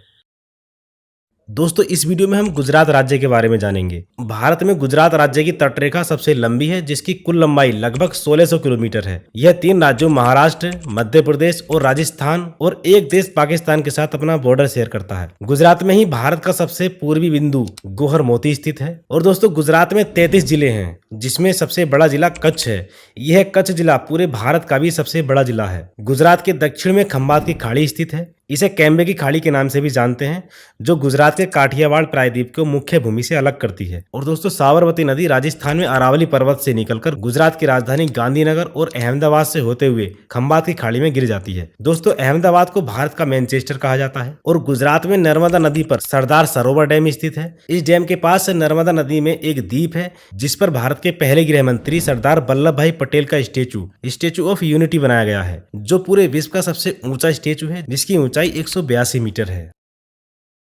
दोस्तों, क्या आप जानते हैं जिस प्रकार अपने भारत देश में संसद में 2 सदन लोकसभा और राज्यसभा हैं, उसी प्रकार राज्य विधानमंडल में 2 सदन विधानसभा और विधान परिषद वाले राज्य कौन कौन से हैं? दोस्तों, वर्तमान में भारत के 6 राज्यों में विधानसभा के साथ विधान परिषद भी है। ये राज्य हैं उत्तर प्रदेश, बिहार, महाराष्ट्र, कर्नाटका, आंध्र प्रदेश और तेलंगाना। पहले जम्मू कश्मीर राज्य सहित ऐसे 7 राज्य थे, लेकिन जम्मू कश्मीर पुनर्गठन विधेयक 2019 के माध्यम से इसे समाप्त कर दिया गया, जिससे राज्य का दर्जा बदलकर जम्मू कश्मीर और लद्दाख केंद्र शासित प्रदेश हो गए। दोस्तों, उत्तर प्रदेश राज्य में सबसे अधिक विधान परिषद के सदस्य हैं, जिनकी कुल संख्या है 100। और तेलंगाना विधान परिषद में सबसे कम संख्या है 40 और आंध्र प्रदेश में 58 है, महाराष्ट्र में 78 है, बिहार में 75 है और कर्नाटका में भी 75 है। दोस्तों, संविधान के आर्टिकल 171 के अनुसार विधान परिषद के सदस्यों की कुल संख्या उस राज्य की विधानसभा के सदस्यों की कुल संख्या के 1/3 से अधिक नहीं होगी और न्यूनतम संख्या 40 से कम नहीं होगी। दोस्तों, इस वीडियो में हम जानेंगे भारत के सबसे छोटे राज्य गोवा के बारे में। गोवा क्षेत्रफल के अनुसार भारत का सबसे छोटा राज्य होने के साथ सभी राज्यों में सबसे कम मात्र 2 जिलों वाला राज्य है, उत्तरी गोवा और दक्षिणी गोवा। और दोस्तों, जनसंख्या की दृष्टि से गोवा चौथा सबसे छोटा राज्य है। गोवा भारत का सबसे कम तटीय सीमा वाला राज्य भी है। दोस्तों गोवा 1961 तक पुर्तगाली शासन के अधीन रहा। 1961 में ऑपरेशन विजय द्वारा गोवा को पुर्तगालियों से मुक्त कराया गया और भारत का एक केंद्र शासित प्रदेश बना। 30 मई 1987 को गोवा को अलग राज्य का दर्जा दिया गया और गोवा भारत का 25वां राज्य बना। गोवा की प्रमुख नदी मांडवी नदी है, जिसके किनारे गोवा की राजधानी पणजी स्थित है और दोस्तों पणजी नॉर्थ गोवा जिले का मुख्यालय भी है। राष्ट्रीय समुद्र विज्ञान संस्थान का मुख्यालय भी गोवा के पणजी में स्थित है और गोवा में लोकेटेड एकमात्र national park Mollem national park से मांडवी नदी होकर गुजरती है। इस नेशनल पार्क में ही मांडवी नदी दूध सागर वाटरफॉल बनाती है। दोस्तों मांडवी नदी को महादई नदी के नाम से भी जानते हैं और गोवा की आधिकारिक भाषा कोंकणी है। दोस्तों इस वीडियो में हम जानेंगे साउथ अमेरिका के ब्राजील देश के बारे में। ब्राजील क्षेत्रफल की दृष्टि से दक्षिण अमेरिका महाद्वीप का सबसे बड़ा देश और विश्व का 5वां सबसे बड़ा देश है। यहाँ पाए जाने वाले ब्राजील वृक्ष के नाम पर ही इस देश का नाम ब्राजील पड़ा है। साउथ अमेरिका में चिली और इक्वाडोर देशों को छोड़कर ब्राजील सभी देशों के साथ बॉर्डर शेयर करता है। ये देश हैं Suriname, Guyana, Venezuela, Colombia, Peru, Argentina, Bolivia, Paraguay और उरुग्वे। और दोस्तों यह विश्व का एकमात्र ऐसा देश है जहां से भूमध्य रेखा और मकर रेखा दोनों होकर गुजरती हैं। ब्राजील देश की राजधानी ब्रासीलिया है और यहाँ की राष्ट्रीय भाषा पुर्तगाली है। ब्राजील का सबसे बड़ा शहर साओ पोलो है, जो कि दक्षिण गोलार्ध का भी सबसे बड़ा शहर है। ब्राजील की मुख्य नदी अमेजन नदी है, जो कि नील नदी के बाद पूरे विश्व की दूसरी सबसे लंबी नदी है। दोस्तों क्या आप जानते हैं विश्व में भूमध्य रेखा किन देशों से होकर गुजरती है? भूमध्य रेखा 3 महाद्वीपों और इनके 13 देशों से होकर गुजरती है। चलिए पश्चिम से पूर्व के क्रम में इन देशों को देखते हैं। Ecuador, Colombia, Brazil, Sao Tome and Principe, Gabon, Republic of the Congo, Democratic Republic of the Congo, Uganda, Kenya, Somalia, Maldives, Indonesia और किरिबाती। इस प्रकार भूमध्य रेखा 13 देशों और इनके 3 महाद्वीपों साउथ अमेरिका, अफ्रीका और एशिया से होकर गुजरती है। दोस्तों क्या आप जानते हैं 12 ज्योतिर्लिंग कौन कौन से हैं और कहां पर स्थित हैं? चलिए दोस्तों हम इनको भारत के नक्शे में देखते हैं। दोस्तों एक है उत्तराखंड में मंदाकिनी नदी के किनारे श्री केदारनाथ ज्योतिर्लिंग। यहाँ की प्रतिकूल जलवायु के कारण यह मंदिर अप्रैल से नवंबर के बीच ही दर्शन के लिए खुलता है। इसके बाद उत्तर प्रदेश में है गंगा नदी के तट पर वाराणसी में विश्वनाथ ज्योतिर्लिंग। इसके बाद झारखंड में बैद्यनाथ ज्योतिर्लिंग है और मध्य प्रदेश में 2 ज्योतिर्लिंग हैं, महाकालेश्वर ज्योतिर्लिंग जो कि क्षिप्रा नदी के तट पर पवित्र उज्जैन नगर में स्थित है, और मध्य प्रदेश में दूसरा ज्योतिर्लिंग है ओंकारेश्वर ज्योतिर्लिंग जो कि नर्मदा नदी के बीच स्थित एक द्वीप पर है। इसके बाद गुजरात में भी 2 ज्योतिर्लिंग हैं, सोमनाथ ज्योतिर्लिंग और नागेश्वर ज्योतिर्लिंग। दोस्तों महाराष्ट्र में 3 ज्योतिर्लिंग हैं, भीमशंकर ज्योतिर्लिंग, गिरसनेश्वर ज्योतिर्लिंग और नासिक के पास त्र्यंबकेश्वर ज्योतिर्लिंग। यहाँ से गोदावरी नदी का उद्गम भी होता है। और आंध्र प्रदेश में कृष्णा नदी के किनारे मल्लिका अर्जुन ज्योतिर्लिंग स्थित है। इसके बाद तमिलनाडु में रामेश्वर ज्योतिर्लिंग है। यह तीर्थ हिंदुओं के 4 धामों में से भी एक है। दोस्तों आज इस वीडियो में हम जानेंगे चंबल नदी के बारे में। यमुना नदी की सहायक चंबल नदी का उद्गम मध्य प्रदेश में विंध्या रेंज में जनापाव हिल्स से होता है। यहाँ से उत्तर दिशा में प्रवाहित होती है। राजस्थान में प्रवेश करने से पहले सीमा के पास ही मध्य प्रदेश में इस नदी पर गांधी सागर डैम स्थित है और राजस्थान में प्रवेश करने के बाद इस नदी पर राणा प्रताप सागर डैम स्थित है। आगे जाकर चंबल नदी पर ही जवाहर सागर डैम भी स्थित है। इस डैम से लगभग 25 किलोमीटर आगे राजस्थान का एक प्रमुख नगर कोटा चंबल नदी के किनारे पर ही बसा हुआ है। कोटा में इस नदी पर कोटा बैराज भी बनाया गया है। दोस्तों इसके बाद विंध्या रेंज से निकलने वाली काली सिंध और पार्वती नदी उत्तर दिशा में प्रवाहित होते हुए चंबल नदी से आकर मिलती है। इससे आगे राजस्थान में अरावली पर्वत से निकलने वाली बनास नदी राजस्थान और मध्य प्रदेश की सीमा पर चंबल नदी से आकर मिलती है। इसके बाद चंबल नदी मध्य प्रदेश और राजस्थान की सीमा बनाते हुए चंबल नदी यूपी के इटावा जिले में यमुना नदी से मिल जाती है। दोस्तों क्या आप जानते हैं विश्व का सबसे नया या नवीन देश कौन सा है? तो दोस्तों हम बात कर रहे हैं अफ्रीका महाद्वीप में स्थित साउथ सूडान या दक्षिण सूडान देश के बारे में। दक्षिण सूडान देश अफ्रीका महाद्वीप में स्थित एक लैंडलॉक्ड कंट्री है। जूबा इस देश की राजधानी होने के साथ सबसे बड़ा शहर भी है और यह देश 6 देशों Sudan, Ethiopia, Kenya, Uganda, DRC मतलब Democratic Republic of the Congo और सेंट्रल अफ्रीकन रिपब्लिक के साथ सीमा साझा करता है। दक्षिण सूडान देश को 9 जुलाई 2011 को जनमत संग्रह के बाद स्वतंत्रता प्राप्त हुई। और दोस्तों 2011 से पहले जब ये दोनों देश साउथ सूडान और सूडान एक ही देश के रूप में थे तब क्षेत्रफल की दृष्टि से सूडान अफ्रीका का सबसे बड़ा देश था, किंतु अब अल्जीरिया अफ्रीका का सबसे बड़ा देश है। यहाँ की प्रमुख नदी व्हाइट नाइल या श्वेत नील है जो दक्षिण सूडान की राजधानी जूबा सहित देश के कई भागों से होकर गुजरती है। दोस्तों इस वीडियो में हम नर्मदा नदी के बारे में जानेंगे। नर्मदा नदी प्रायद्वीपीय भारत में पश्चिम में प्रवाहित होने वाली सबसे लंबी नदी है, जिसकी लंबाई 1312 किलोमीटर है। और दोस्तों इस नदी का उद्गम मध्य प्रदेश में अनूपपुर जिले में मैकाल पर्वत के अमरकंटक शिखर से होता है, जो नॉर्थ में विंध्य रेंज और साउथ में सतपुड़ा रेंज के बीच भ्रंश घाटी मतलब रिफ्ट वैली में पश्चिम की ओर फ्लो होते हुए खंबात की खाड़ी में मिल जाती है। और अमरकंटक के पास इस नदी पर कपिल धारा वाटरफॉल और जबलपुर के पास भेड़ा घाट में धुआंधार वाटरफॉल स्थित है। अगर दोस्तों हम नर्मदा नदी पर बने प्रमुख बांधों की बात करें तो मध्य प्रदेश के खंडवा जिले में इंदिरा सागर डैम और ओंकारेश्वर डैम स्थित हैं। गुजरात में प्रवेश करने के बाद इस नदी पर सरदार सरोवर डैम स्थित है। और दोस्तों इसी डैम के पास नर्मदा नदी में एक द्वीप है, जिस पर भारत के पहले गृह मंत्री वल्लभ भाई पटेल का स्टेचू ऑफ यूनिटी बनाया गया है, जो कि पूरे विश्व का सबसे ऊंचा स्टेचू है, जिसकी ऊंचाई 182 मीटर है। और दोस्तों नर्मदा नदी की सहायक नदी तवा नदी बैतूल जिले में सतपुड़ा रेंज से निकलती है, नर्मदा नदी के बाईं ओर से मिल जाती है। दोस्तों इस वीडियो में हम देखेंगे विक्टोरिया झील के बारे में।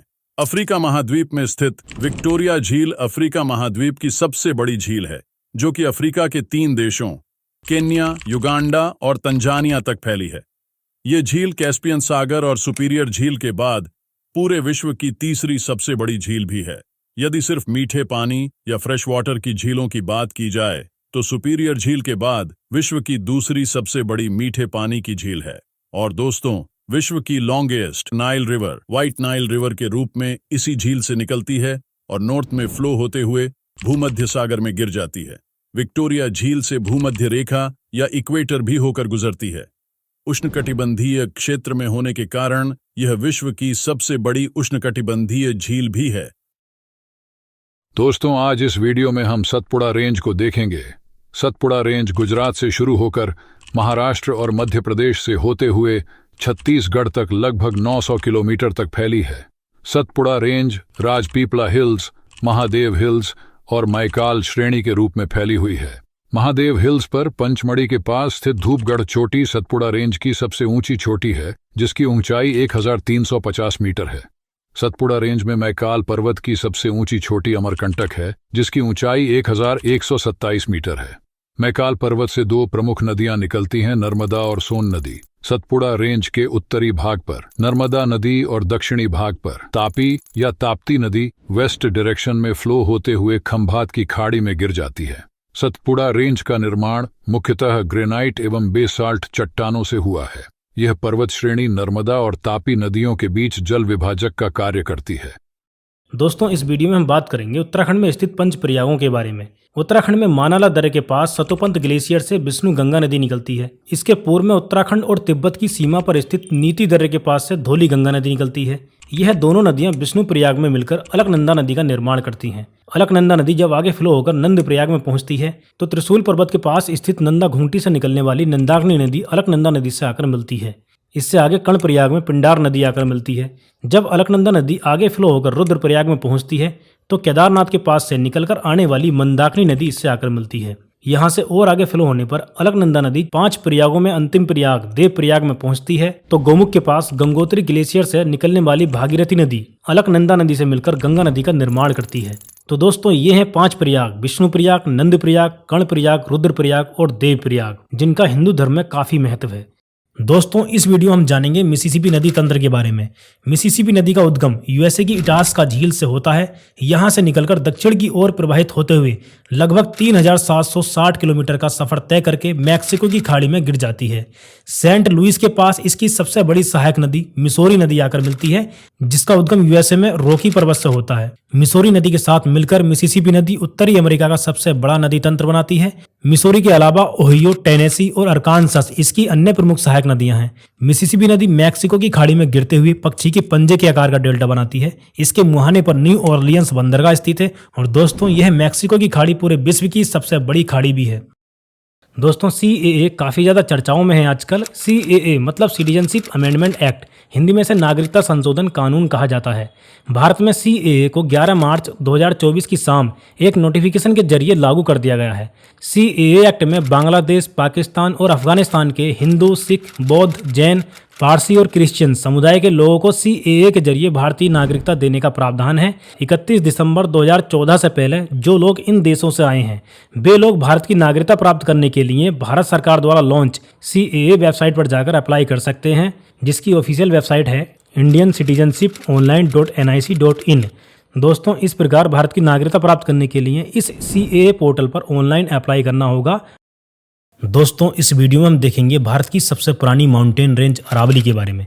अरावली पर्वत का विस्तार गुजरात से लेकर राजस्थान और हरियाणा होते हुए दिल्ली तक लगभग 750 किलोमीटर है और यह प्राचीनतम मोड़दार अवशिष्ट पर्वत का उदाहरण है। अरावली की उत्पत्ति आज से लगभग 570 मिलियन वर्ष पहले प्री कैम्ब्रियन काल में हुई थी। माउंट आबू इसका सबसे ऊंचा पर्वतीय क्षेत्र है, जिसकी चोटी गुरु शिखर अरावली की सबसे ऊंची चोटी है, जिसकी ऊंचाई 1722 मीटर है। और दोस्तों, आबू पहाड़ियों में ही प्रसिद्ध दिलवाड़ा जैन मंदिर भी स्थित है। अरावली से निकलने वाली नदियों में लूनी राजस्थान के मैदान की एक प्रमुख नदी है, जो राजस्थान बांगर और थार मरुस्थल से होते हुए गुजरात के कच्छ के रण में समाप्त हो जाती है। इसके अलावा दोस्तों, एक साबरमती नदी अरावली से निकलकर गुजरात से होते हुए खंभात की खाड़ी में गिर जाती है। अरावली पर्वत से निकलने वाली बनास नदी राजस्थान और मध्य प्रदेश की सीमा पर चंबल नदी से जाकर मिल जाती है। दोस्तों, इस वीडियो में हम जानेंगे खंभात की खाड़ी में गिरने वाली नदियों के बारे में। खंभात की खाड़ी में गिरने वाली नदियों को हम एक शब्द समानता से भी याद कर सकते हैं: साबरमती, माही, नर्मदा और ताप्ती नदी। साबरमती नदी राजस्थान में अरावली पर्वत श्रेणी से निकलकर गुजरात में बहते हुए खंभात की खाड़ी में गिर जाती है।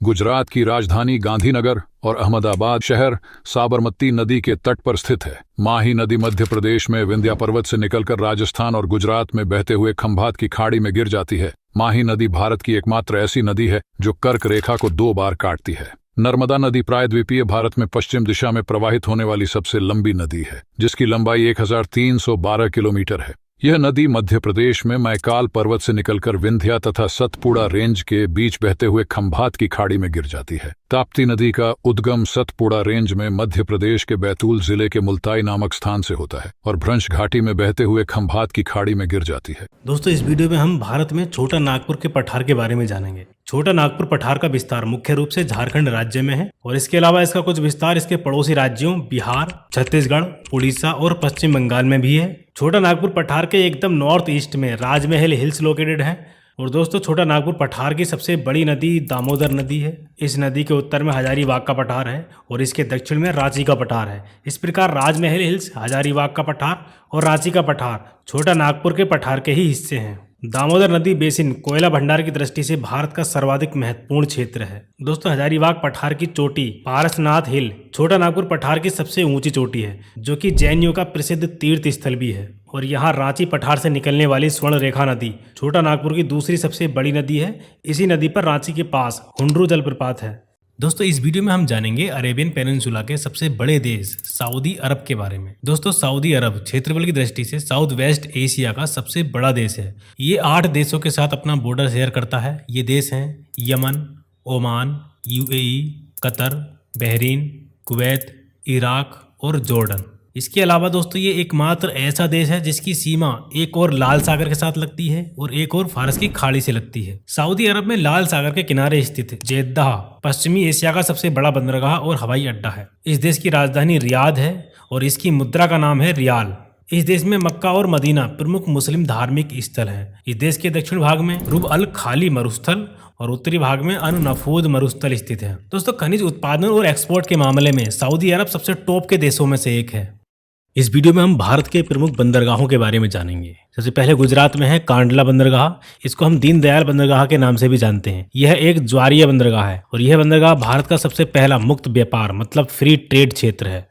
इसके बाद दोस्तों, महाराष्ट्र में है मुंबई। मुंबई बंदरगाह भारत का सबसे बड़ा बंदरगाह है और ये प्राकृतिक बंदरगाह है। इसके बाद इसी से थोड़ा सा नीचे है जवाहरलाल नेहरू बंदरगाह। इसको नाहवा सेवा के नाम से भी जानते हैं। इसके बाद गोवा में है मोरमुगांव बंदरगाह। दोस्तों, यह एस्चुअरी पर बना हुआ बंदरगाह है। इसी के नीचे दोस्तों कर्नाटका में है न्यू मैंगलोर बंदरगाह और केरला में है कोच्चि बंदरगाह। इसको अरब सागर की रानी भी कहा जाता है।